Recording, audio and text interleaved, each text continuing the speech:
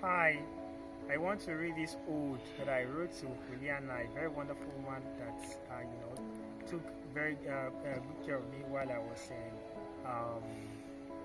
in our city, Koblenz.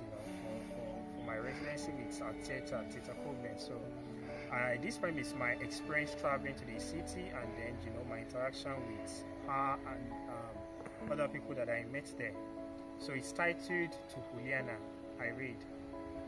Dear Juliana, I arrived in Koblenz that Puerto afternoon, a little overdressed for the welcoming sun that flushed my skin with a daisy bouquet. Immediately I stepped on the platform, hollowed out as a Tyrannosaurus because Berlin has suddenly become a geography of departures and had turned once familiar names and faces into grey ghosts that hovered in my dream on the train, though Jehovah in their quiet wisdom observed. 20 children cannot play together for 20 years. So how much more 33 plus people summoned from different meridians for only 2 weeks plus?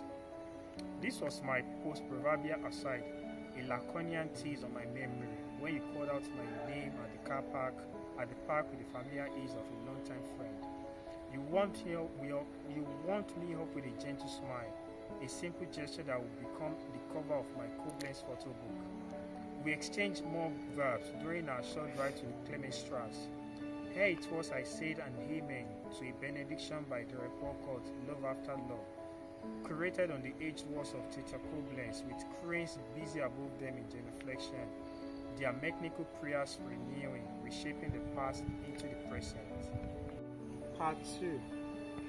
Dear Juliana, my Koblenz is you, a city of true tenderness and devotion like my mother's. Your streets are sonnet on kindness that cannot be easily forgotten. You taught me how quiet grows generous, how presence immense what it is still, how sometimes strangers hold the keys to rooms in our hearts we never knew existed, we never lived. When my feet return to my heart and people ask for the shape of my travelers, this is how I will recount Koblenz then. Not the luxury liners at the lips of Deutsches Egg, continually regorging virtual tourists, nor the lot of them that clump like grapes on your cobbled lanes, transfixed by your ordinariness, snapping short of pastel facade, each one a postcard to be misremembered, as they flow through sloughs, tourism fields, that gaudy echo of Prussian pride, marveling at chandeliers and ignoring the drag that rattle through history. But how 3 days can become forever with the eternal audience of 3, Franzi, the beautiful dramaturge and beloved guide, who walked by my side like my shadow, exchanging the small gospels of ourselves, and Andres, proper Stockholm, kindred spirit from the enchanted forest of the family story.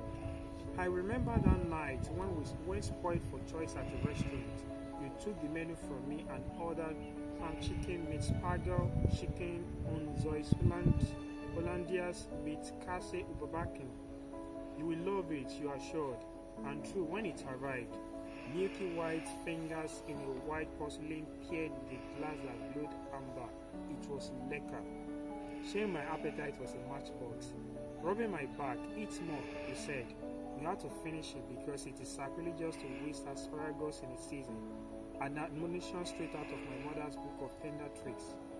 I remember that cable car ride that lifted us above the Rhine, that liquid Istrian, whose currents carried the weight of centuries, towards Enrebrechtchen, where Theatre Koblenz pitched its humble tent for the season.